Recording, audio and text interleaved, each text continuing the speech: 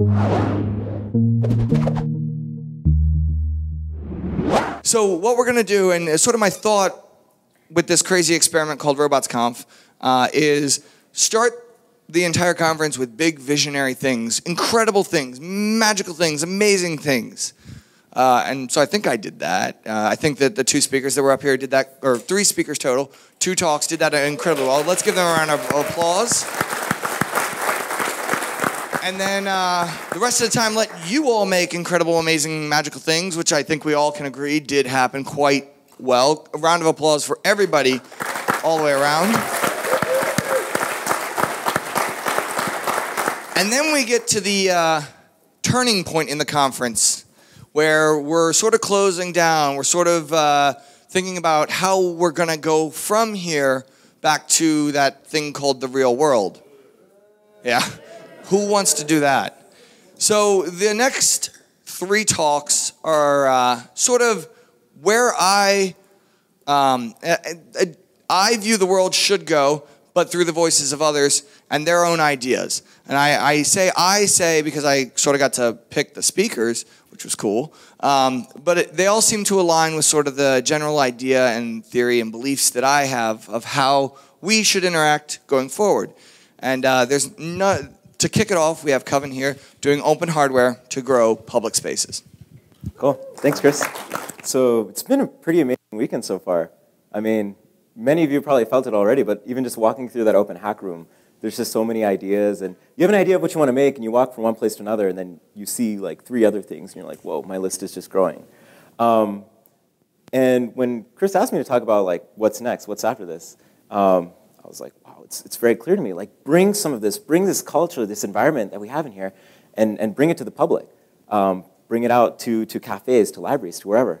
And kind of the inspiration for this is really one of my collaborators who I make public art with, Dan. When I first got a Leap Motion in the mail, started playing with it. I did something many people do. I made a theremin, right? You know, synthesizer, moving my hand around, and I did it with multiple fingers so I could make cool drones. And I asked him to come over and check it out, and he played with it. He's like, Coven, this is awesome. But, you know, it's really selfish of you to just keep it here. And I was like, no, I pushed it. I wrote a blog post. I took some videos. It's great. He's like, no, not everybody has this. Not everybody has access to make this work. You should take this out somewhere. Let people play with it. And so that's kind of what the sentiment of this talk is going to be. How you can use what you've learned in open hardware and sensing and controlling kinetics to bring public joy. So a little bit about myself. I'm coming down from Boston. I work at a small startup called Embedly. Helps you share, mash up, put media in your applications. And I'm a developer there. But for the past few years, I've been part of this public art group, New American Public Art. And there's only two conditions for the art that we make. It must be interactive. So when you engage with it in some way, it must respond. And it must be public. It should be free. No one should have to pay for it. It should be out somewhere that is accessible. But both of these things that I'm doing now wouldn't have been possible. I wouldn't have been able to do it if it weren't for this place, Sprout. And this is a place in Somerville, right outside of Boston. And that small text there says, community-driven investigations. Their whole idea was to take education and make it more personal, to remove it from institutions so you could learn on your own. And I know many of you can relate to this, because that's really what this maker movement is about, this open source movement. Sprout is where I first soldered. Where I was terrified that I would burn myself, but somebody across the table was like, no, don't worry about it, you'll be fine. And I was like, no, I won't. But I did it, and it was okay. First time I really started programming and working with electronics. But something that was even more incredible about this place is that they were very inviting. They were very welcoming in that they attracted not only technologists, people who wanted to learn how to code and do electronics, whatever, play with tools, but also folks into DIY, into arts and crafts, and then people who were just in the area, people in the neighborhood. So when I'd go there, I'd meet people from all these different fields, also like from students to elders, and you had this diversity of ideas. And if you wanted to do something, it's very likely you would find somebody that you could do it with. So this is like the beauty of a hackerspace. If you want collaborators, here's a place where you can find someone to help you build a housing for your crazy Arduino project, for instance. They would have this event once a month that was called Spaghetti Dinners, where you get together and have a meal together. And there was a certain theme for most of them, like, you know, it could be sewage in our city or robotics, and there would be performances, music shows, talks. Here's a puppet show around that theme. And then afterwards, you just hang out and talk. And so not only did I learn about electronics and coding from this space, but I also learned what it means to make something public. You make it welcoming for people. You make it accessible. You let people feel safe there. And if you extend that a little bit further, there was this garage that they used as their office space, and then they opened it up. What does it mean to make something more public? There's so many places around us, it could be parks, or it could be squares, or it could be in a library, wherever. How could you make these places more public? How could you make institutions more public? And so I see a parallel between what we've seen in the open hardware movement over the past few years, making hardware more accessible, making it easier to use, and seeing a wealth of incredible projects, and taking that and bringing that into public space. How can we rethink public space and make it more accessible, make it more playful for people? An idea that'll run through the projects I'm showing you now will be based on this kind of romantic idea of a traditional classroom versus a playground. Traditional classroom, everybody sits down, faces one way. You can't really talk to one another. There's it's a strong hierarchy, student, teacher. The boundaries are fairly closed. You're either in or you're out. Versus a classroom, versus a playground, which is like what was right next door in the open hack room. You could go in, you could go out. It was, everybody could talk to one another. It wasn't clear who was a student or the teacher because everybody was shifting roles. There were things in there, in this case, playground equipment, that was inviting. You could go and you could just play, and through that, meet one another. And I'm so inspired by that. I think that's a beautiful form for public space, very inspiring. So in this talk, I'll talk about a few interactive public art pieces. The first two are analog, and then the rest of them will be using various open hardware and electronics. But in the analog ones, they just illustrate ideas that I think are really fun. So a room. Start with a room. How could you hack a room and make it more public? In this case, it was an office building that was not used for a year, and a couple friends wanted to throw a show in it, an art show, and I was like, okay, well, I want to make something interactive. So here, we just drilled holes in the walls and put a bunch of strings together to form this interesting star thing, and this is us just drilling into the walls. And when people came, they saw this cool star shape, and I gave them a spool of string, and I said, they're like, what do I do with this? I said, whatever you want. So you see kids running around with it, people playing with it, just making this intricate web. But then there were more meaningful experiences there were very meaningful experiences I saw, where one lady said, it feels like a giant cat's cradle. It brings back memories of when I was with my grandmother, except now I can be inside the game instead of with my hands. So there's two things here. One, it brought back this important relationship. It was very personal memory. Two, it was, rather than experienced from your hands to a screen to your brain, it was experienced in the body. I thought that was cool. Another fun story, this older lady with bright blue hair, she took one of these spools and threw it over these wooden bars into the room and back around and hung out in this corner for about 20 minutes. And we were wondering, oh, what's she doing? And it's not from any of our encouragement. She just did this on her own. And we saw that she crocheted the end of the string. And that was really cool to see, that she felt encouraged and it was okay to have that whimsy and quirkiness in this piece. A mother and her daughter pulled out some knitting needles and knit this. And it was totally a generous gesture where it's I'm not going to take this home. I'm going to leave this for everybody else to see. So that you could create a piece where people could hang out in, could create together to make things for other people to appreciate. I felt made this a successful, interactive project where it felt more public, people felt welcomed and invited there. Now in a festival, already a festival is public, is engaging, but how could you create something that will allow people to meet one another? So here's, we took the inspiration from a dinner table and Legos. Dinner table, you gather around, you could talk to each other. Legos, you could build together. And we made this giant blue magnetic ball. And we gave people metal pieces, and we said, we've discovered this planet with strange magnetic properties. Can you help us build a civilization?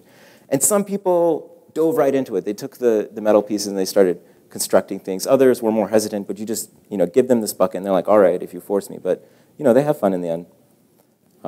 Here's a clip of that. The world where you can build your dreams.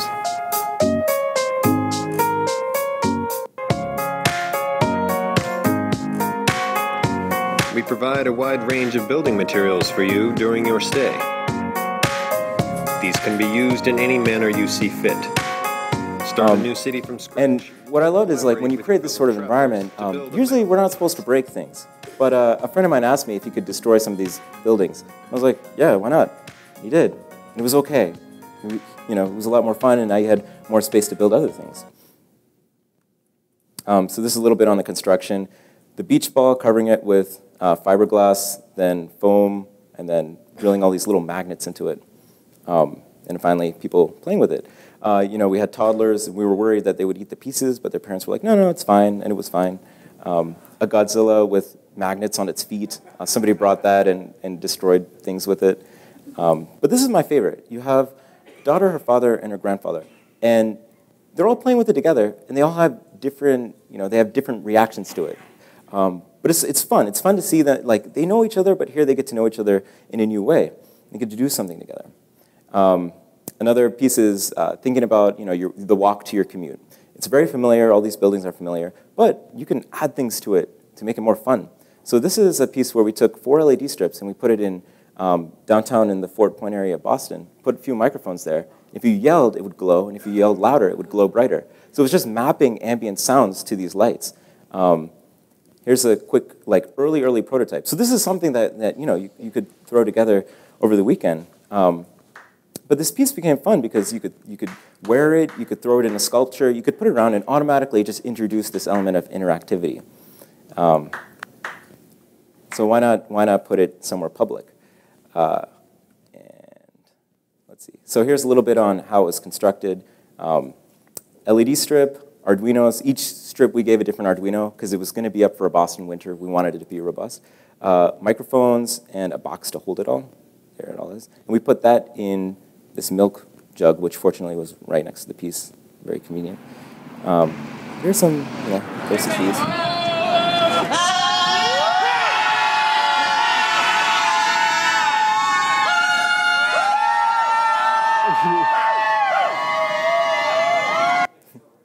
Like,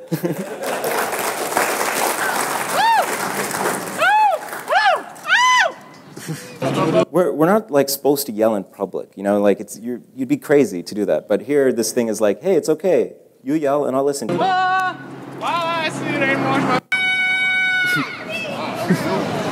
And it helps that it's right by the Children's Museum. Yeah.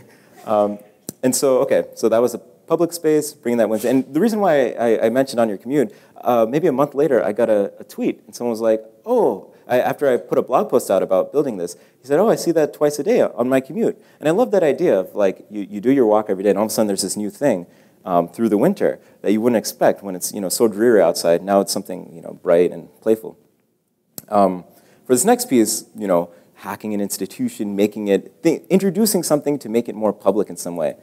So this beautiful building is the Media Lab. Some of you might know of it. For those who don't, it's basically where people are inventing the future. They're thinking of wild things that you can make with whatever technologies we have. It's right at MIT, and I love, like, going there and, you know, seeing all the wild projects that they're making. Parts of it are open, parts of it are not. I love thinking about ways to get into it. So I got an email about a graduate student's art show, and a friend was like, you should submit something. But I'm not a grad student, and I never was.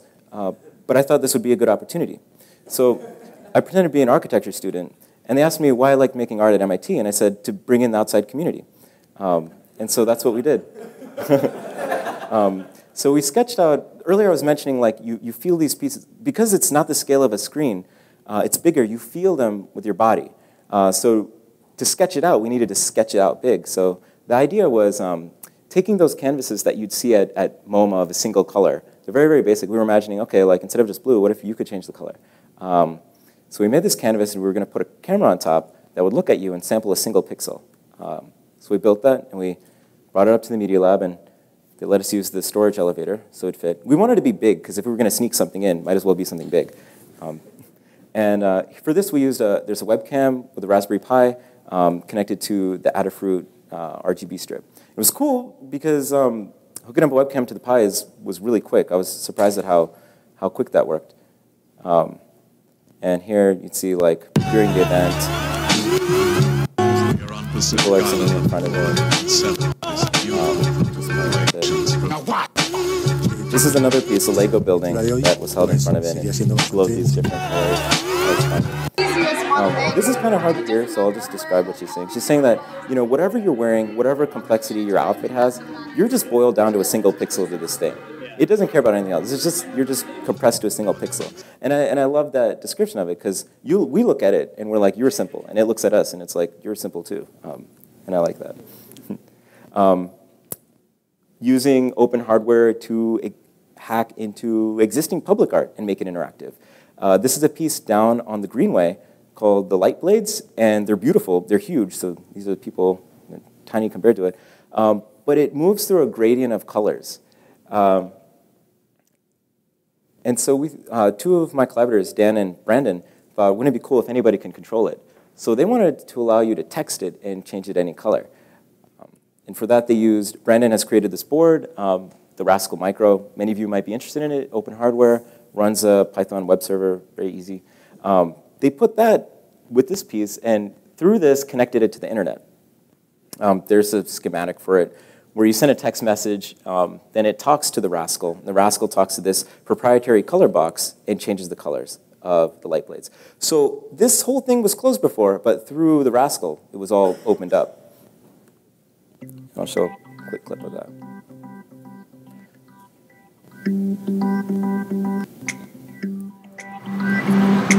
Here was this sign was put there, and so like when you saw it, you'd see this number, and you're like, oh, cool, I can play with this thing now. Oh yeah, we used Twilio for it. Thanks, John. There we go. Purple. Yay! This is like during the opening, everybody's texting it, so it's changing colors really fast. But I want to show this part. There. So he's texting red. What's up? Whoa. Text. Oh yeah, and then we can put in different patterns too. We can put in little Easter eggs. So random. Cool. And so all the code was online, so people could find these little Easter eggs. And when we looked at the data, you could see the common ones: red, blue, green. And then there's fish. And and you know, of course, we knew, like, we programmed it to have these little Easter eggs, but that somebody found fish and rainbow, and they got like really into it and started. This is like a sampling of it. Started texting it a lot. Like, I looked at fish specifically, and someone texted it 40 times. And I love the idea of like someone being like, "Hey guys, fish," and then. And so kind of like the earlier piece of like people feeling comfortable being quirky with this work, it kind of happened right here, where it's like, I'm going to text this fish 40 times. It's okay, and I like that. Now into buildings. So this, you know, you want to hack into a building, you want to control it in some way, you're going to have to talk to a lot of people. You're going to have to inspire them. This is a piece by Dan and Bevan, who are also in New American Public Art, and they created a kiosk that you could put your Charlie card on, which is your transport card. And when you put your card on it, during the daytime, it plays back stories. They went around the South End and just recorded stories from people who've lived there a few years to decades. And they don't care about factual accuracy. It's just, tell us a story. And so these would play back, and at night, lights, oh, and this is the housing. Oh, one thing. It's cool, like you can make a sweet Arduino project, but housings are so important. Otherwise, people think everything you make is a bomb. Like, they're freaked out by it. That's just like something small. These are the two artists, Dan and Bevan. And here's some interactions with it. So at night, it changes the colors of the building, and that's what I thought was really cool. Tap it again. That they took this old building and put these like lights and different things inside. Now. But a lot of it was like, you know, you had to move this wire through these buildings, or through the rooms, so you have to convince these people in their offices, like, hey, this is going to be fun, this is going to be cool, and inspire them.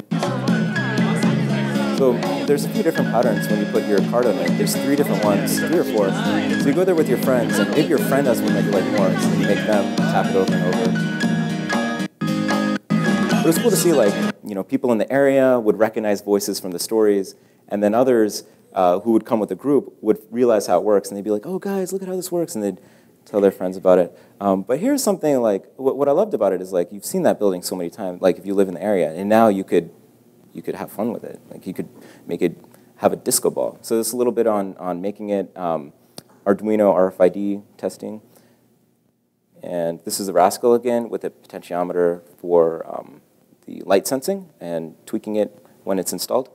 For the long wirings, like between the Rascal and all the Arduinos in the building, we used Ethernet cords and jacks. They just work really well when you press fit them.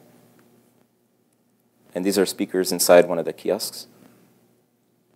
So now I'm going to focus it back to you guys. And like, what I really am encouraging of you. So like before you came here, you were incredible web developers, software programmers, and now you're into hardware. There's so many more possibilities, and you know how to sense things, and you know how to program a motor or a light. You could do responses, and so now you can program interactions. And so you could bring that, all these tools that are available on the web for interacting with one another and collaborating. You could bring that into objects. So in testing this idea out in a really simple way, this is a LED grid, and just put an Arduino on it to control it, and hooked it up to my computer. And you could see how bad it looks. Like I wanted to bring this on a plane, and I sent it to my collaborators, and I was like, this is not going to work. And they're like, yeah, bring it in. So this is where having access to a hackerspace or something comes really useful. So they built this gorgeous housing, and it was a quick test, but like then you could draw on it. And that was rad, because it's like, whoa, WebSockets and Socket.io exist, so it's a lot easier to do this kind of thing. And Node serial port exists, so I could talk between my computer and this thing. But that's like this is like a small thing. Like, I just imagine people who are more experienced on the web and building apps and stuff like that at a larger scale. What sort of wild, interactive, massively collaborative pieces that could be made? Like this could be put in a storefront or in a square, and you could do wild things with it. So, kind of playing off of that, all through this weekend, you learn new. Everybody learned something new. For me, it was like playing with a servo motor, and wow, cool. There's this element of wonder while you're making something, and you realize that you can control it yourself. And when you make something interactive, you take that wonder and you bring it to a participant. You bring it to anybody who can play with it. You put it outside, and people walking by who wave their hand, and this drone flies in a storefront window. They're like, whoa, cool. And I love that can further inspire people. And when you put something in the public, people can have new ways of getting to know each other, new ways of communicating with one another. You remember like with that giant globe, the family playing with it. They had never done anything like that before, so it was cool, a new experience. And I think when you feel okay with some work that encourages you to be whimsical, silly, playful, you can have new ways to find joy together. And to me, when you could do that, that's really what growing public space is. And so now armed with this ability to, some of you have made robots. That's so awesome. That's like way advanced than any of the stuff here. Armed with that ability, you can create these objects that can have these interactions. You could put that somewhere and people can play with it. And you could, grow public space. So I want to say thanks to all of my collaborators. I'm going to post these online, so I definitely recommend checking out some of their work as well. Dan, Bevan, Brandon, Greg, Adam, Rosie, Nora, and Adam. These were all the people who were participating in the work that was made. Thanks.